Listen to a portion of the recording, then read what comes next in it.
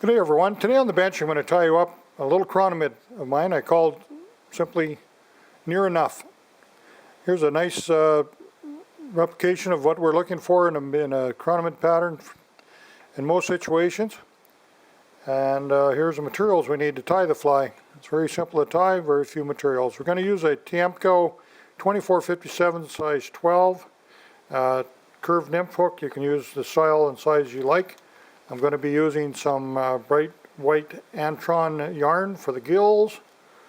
I'm going to be using some black super floss or stretch floss for the body and over for the rib. I'm going to be using some anti-static bag, 0.755 millimeter. This is coming from Chronic Cuts. You can get that at Hatchmaster Fly and Tackle in Maple Ridge, BC.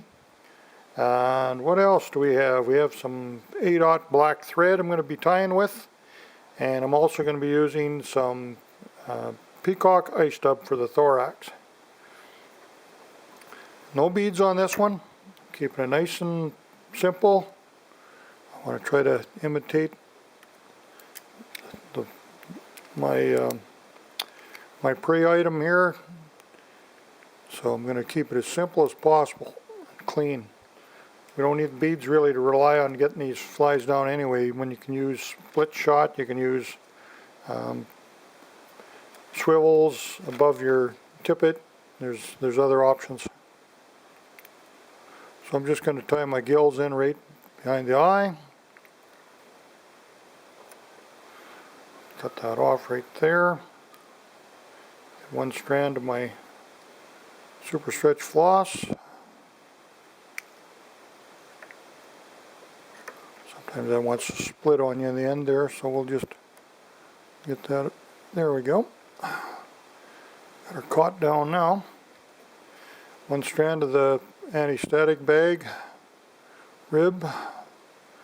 This Chronic Cuts material, this new products that are coming out, this window tint, is really nice. I really like how it segments the body.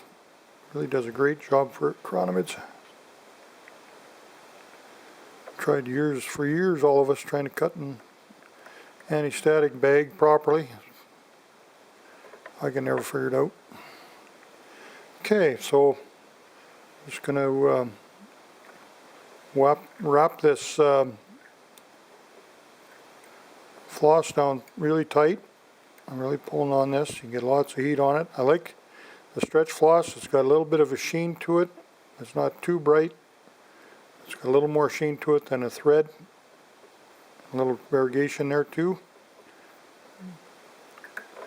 I'm just going to tie that down. Well, you want to make sure you get a lot of turns on that stretch floss because there's some pressure that's under some tension there. Let's get a little half hitch in there. Hold it all together.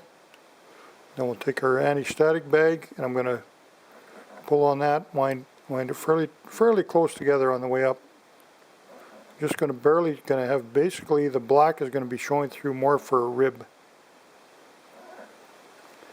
You look at a lot of the chironomids, you're going to see they're mostly the gas and not really too much of the color peeking through. There we go. And just get a little bit of our peacock ice dub or thorax. Just pretty simple little fly to tie. It's not hard at all.